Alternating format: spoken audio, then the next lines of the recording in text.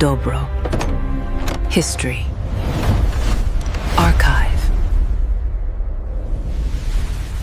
1968년 1월 21일 그 밤이었어요. 네, 한밤중이었죠. 서울의 정말 심장부잖아요. 청와대 바로 앞. 그렇죠. 불과 500m. 거기서 총송이 울린 겁니다. 만약에 그때 그 자리에 있던 한 경찰서장의 판단이 조금 달랐다면 어땠을까요? 아니, 그보다 며칠 전에 산에서 나무하던 내 형제가 없었다면. 아, 맞아요. 그랬다면 오늘날 대한민국의 모습은 우리가 아는 것과는 정말 많이 달라졌을지도 모릅니다. 네. 청취자께서 보내주신 이 귀한 자료들을 바탕으로 오늘은 114 사태, 많은 분들이 아마 김신조 사건으로 기억하실 텐데 그날의 이야기를 한번 깊이 파고 들어보려고 해요. 네, 좋습니다. 이게 그냥 무장 공비가 넘어왔다. 여기서 끝나는 게 아니잖아요. 그렇죠. 단순한 사건이 아니죠. 이 설 한 명의 침투가 어떻게 지금 우리 안보 시스템, 심지어는 다들 지갑 속에 갖고 계실 주민등록증까지 만들어냈는지 그 거대한 나비 효과를 한번 따라가 보겠습니다. 네, 그러려면 일단 시대적 배경을 먼저 짚어봐야 하는데요. 1968년. 네, 청취자께서 보내주신 자료에도 잘 나와 있지만 냉전이 정말 최고조에 달했던 시기였어요. 아, 베트남 전쟁이 한창일 때군요. 맞습니다. 당시 김일성은 미군 주력이 베트남에 묶여 있으니까 지금이야말로 남조선 해방의 결정적 시기다, 이렇게 심각한 오판을 하고 있었거든요. 그러니까 이게 우발적인 도발이 아니라 아주 철저하게 기획된 작전이었다는 거네요. 바로 그겁니다. 그래서 오늘 우리가 살펴볼 자료들이 더 의미가 있어요. 그냥 군사적인 디테일만 있는 게 아니라 유일한 생존자였던 김신조의 생생한 증언도 있고요. 아, 증언까지요? 네, 그리고 사건 이후에 남북 관계나 국제 정세에 미친 그 미묘한 파장까지 다 담고 있어서 이 사건을 정말 입체적으로 들여다볼 수 있게 해줍니다. 좋습니다. 그럼 먼저 이 작전의 주역, 북한 124 부대, 이들의 정체부터 한번 파헤쳐보죠. 자료를 보니까 이들을 그냥 군인이 아니라 인간병기, 살인기계 이렇게 표현하던데 훈련 내용이 정말 상상을 초월하더라고요. 그렇죠. 저도 자료를 다시 보면서 놀랐는데 30kg 완전 군장을 하고요. 30kg요? 쌀 한 포대가 넘는 무게인데. 네, 그걸 메고 산악지대를 시속 10km 이상으로 돌파하는 훈련을 했다고 해요. 이게 어느 정도냐면 보통 우리 표병 행군 속도가 시속 4km 정도거든요. 아, 정말요? 거의 2.5배 빠른 속도로 산을 그냥 뛰어다녔단 일이에요. 아니, 30kg를 메고 시속 10km로 산을 탄다는 게 이게 물리적으로 가능한가요? 거의 뭐 산악 마라톤 선수 수준 아닌가요? 바로 그 지적입니다. 그러니까 우리 군경이 초기에 이들을 놓친 게 어쩌면 당연했을 수도 있어요. 속도를 도저히 따라잡을 수가 없었겠네요. 맞습니다. 이 경이적인 기동력이 이들의 핵심 무기였던 거죠. 근데 속도만 빠른 게 아니었어요. 이들을 인간 병기로 만든 건 뭐랄까 정신력 훈련인데 이게 정말 섬뜩해요. 어떤 훈련이었는데요? 공동묘지를 파서 시체 옆에서 잠을 자게 하거나 살아있는 뱀이나 쥐를 그대로 씹어먹게 하는 그런 훈련을 통해서 공포나 혐오감 같은 인간적인 감정 자체를 마비시켜버린 거죠. 듣기만 해도 끔찍하네요. 이건 군사훈련이라기보다 거의 인간성을 말살하는 과정처럼 들리는데요. 그렇죠. 게다가 청와대 모형을 똑같이 만들어 놓고 그 내부 구조, 심지어 박정희 대통령의 집무실이나 침실 위치까지 완벽하게 숙지하는 훈련을 수백 번 반복했다고 하니까요. 목표가 정말 명확하고 집요했군요. 여기서 우리가 생각해 볼 지점은 북한은 왜 이런 비대칭 전력에 집착했을까 하는 점이에요. 1960년대 후반, 북한이 경제적으로 매우 어려웠거든요. 경제 계획은 실패하고 동맹이던 중국이랑 소련 사이에서도 약간 고립되고 있었고요. 내부 위기가 심각했군요. 네, 그 내부 위기를 외부의 적을 만들어서 돌파하려고 했던 거죠. 마침 박정희 정부가 한일협정 맺고 베트남 파병하면서 한미일 공조를 강화하니까 이걸 체제 위협으로 받아들인 김일성이 124 부대를 창설한 겁니다. 정규군으로는 승산이 없으니 특수부대를 침투시켜서 남한사회 심장부에 직접 충격을 주려고 했다. 정확합니다. 그게 바로 이 작전의 핵심이었어요. 그런 배경이 있었군요.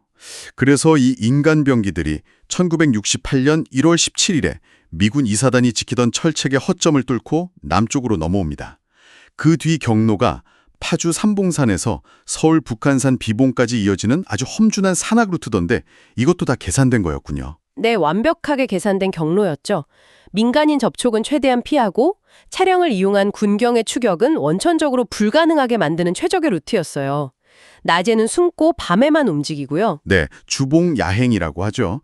우리 군경이 신고를 받고 출동하면 이들이 이미 수십 킬로미터를 더 가버린 뒤였던 거예요. 초기 대응이 계속 헛발질을 할 수밖에 없었던 이유입니다. 자, 그런데 이렇게 완벽해 보였던 침투 작전에 정말 영화 같은 변수가 생깁니다. 네, 그렇죠. 침투 이틀째인 1월 19일, 파주의 한 뒷산에서 나무하러 온 우시성을 가진 4명의 형제와 딱 마주치게 된 거죠. 여기서부터 이야기가 정말 흥미로워져요. 그렇죠.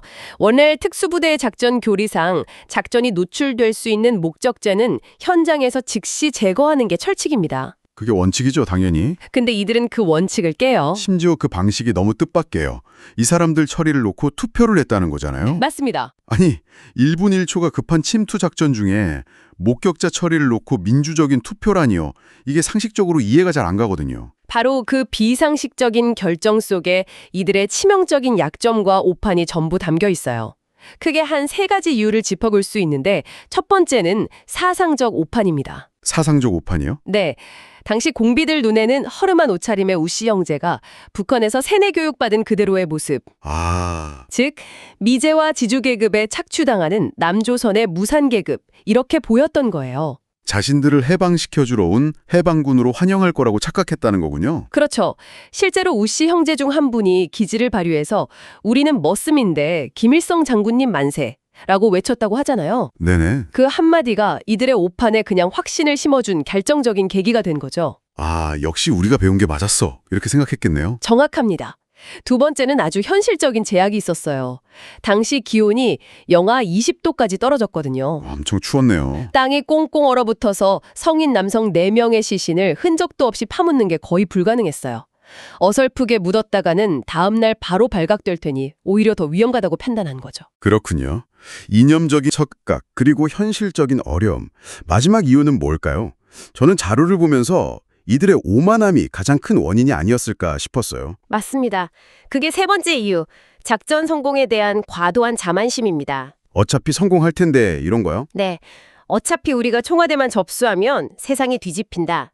남조선 전역에서 인민 봉기가 일어날 텐데 고작 나무꾼 몇 명에 신고하는 게 무슨 대수냐. 이런 식의 오만함이 있었던 거죠. 자신들의 기동력이 신고 체계보다 훨씬 빠르다고 확신했고요. 그렇죠.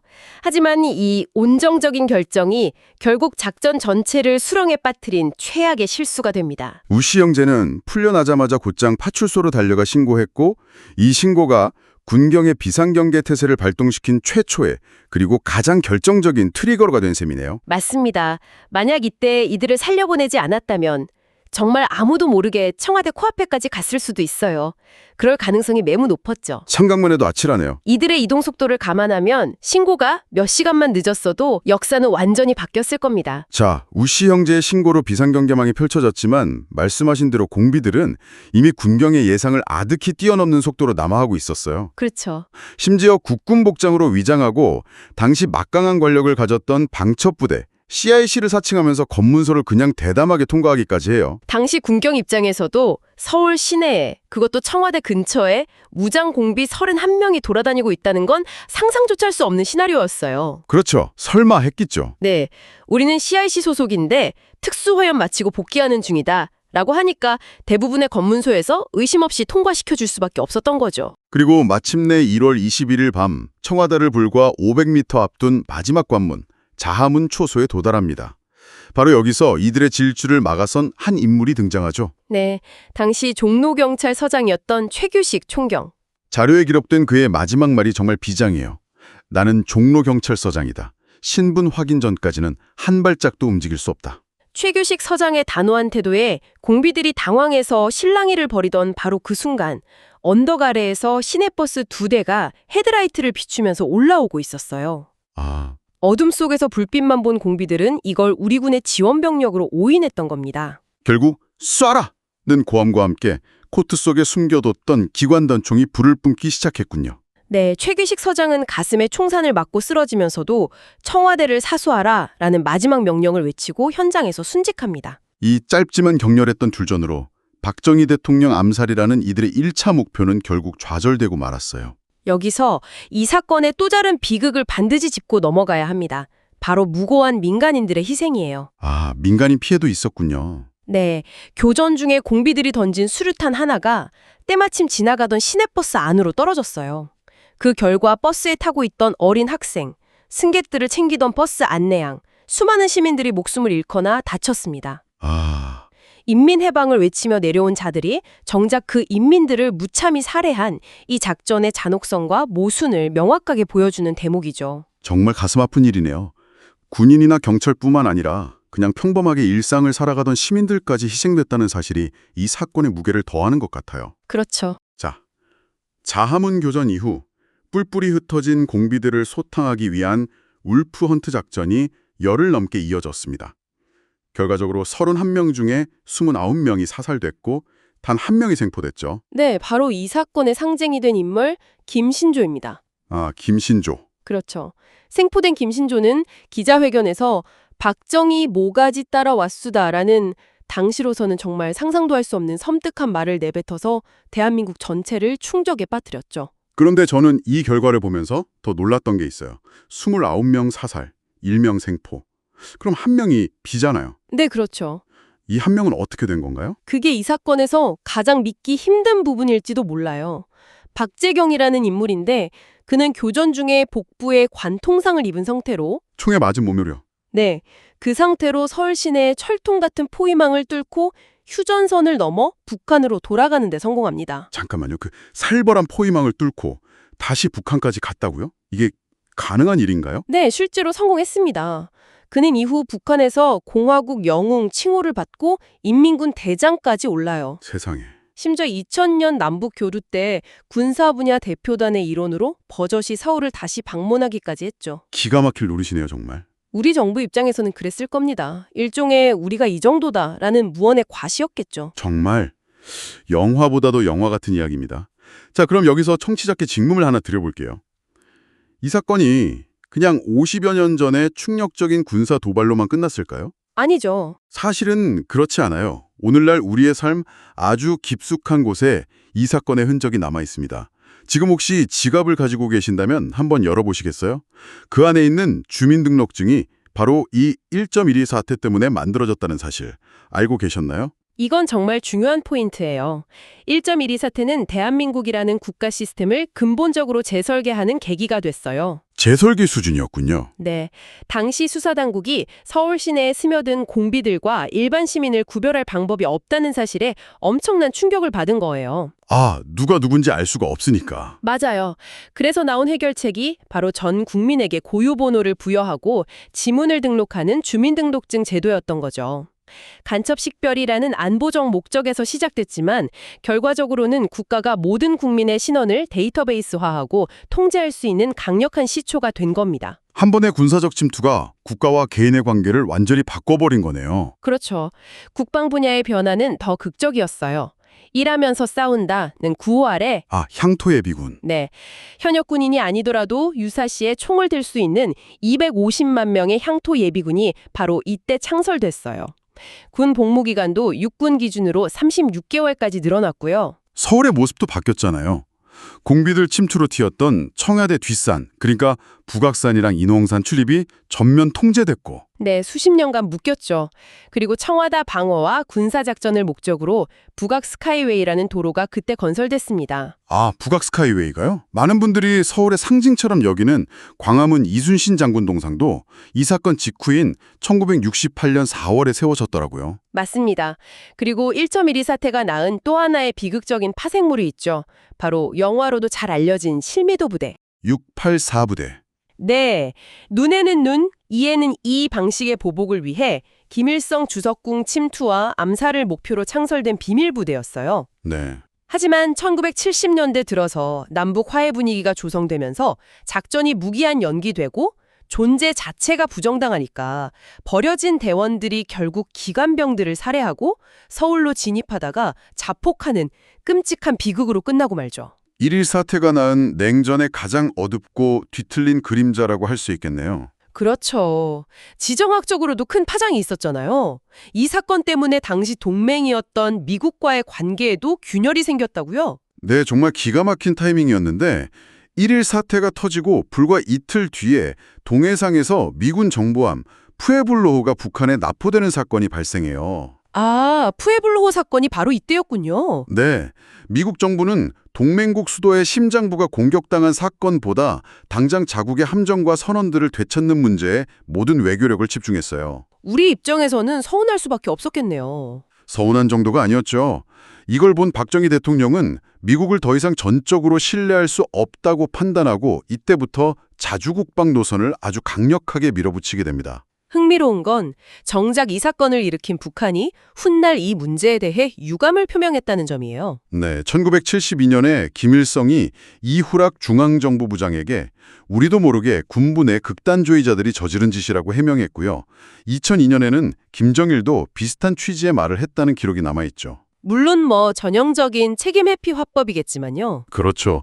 하지만 동시에 북한 스스로도 이 사건이 남북 관계를 진전시키는데 얼마나 큰 걸림돌인지 명확히 인식하고 있었다는 걸 보여주는 대목이기도 해요. 자신들의 직접적인 지시는 아니었다고 발령하면서도 문제의 심각성 자체는 인정하지 않을 수 없었다. 바로 그겁니다. 자, 오늘 이야기를 정리해보죠. 31명의 침투는 군사적으로는 실패로 끝났지만 그 여파는 대한민국 사회를 그야말로 근본부터 뒤흔들고 재설계했습니다. 네, 맞습니다. 오늘날 당연하게 여기는 예비군 제도, 주민등록증, 심지어 서울의 도시 풍경까지. 1.1서 사태는 보이지 않는 유산으로 우리 삶 곳곳에 깊숙이 남아있어요. 그렇죠. 그리고 전향 후에 목사가 된 김신조 씨의 그 파란만장한 삶은 냉전이라는 거대한 이념 대결이 한 개인의 삶을 어떻게 송두리째 바꿔놓을 수 있는지 생생하게 보여주고요. 지금도 자한문고개에는 그날의 희생을 기리는 최규식 서장의 동상이 묵묵히 서 있습니다. 네, 그 동상이 우리에게 질문을 던지는 것 같아요. 1968년의 위협이 총과 수류탄을 든 보이는 적의 형태였다면 오늘날 우리를 위협하는 것들은 어떨까요? 국경 없는 사이버 공격이나 드론을 이용한 테러처럼 보이지 않는 형태로 끊임없이 진화하고 있죠. 위협의 본질은 같지만 그 방식과 얼굴이 달라진 셈입니다. 그러네요. 마지막으로 이 심층 분석을 요청하신 청취자님, 그리고 함께 듣고 계신 분들께 생각할 거리를 하나 남기면서 마무리할까 합니다. 네? 국가 안보를 위해 개인의 정보를 국가가 관리하고 시민의 일상을 통제하는 것, 과연 어디까지 허용될 수 있을까요? 1.1사 사태가 우리 사회에 남긴 안전과 통제라는 시스템의 유산 속에서 오늘을 살아가는 우리는 어떤 균형점을 찾아야 할지 한번쯤 고민해 보시는 건 어떨까요?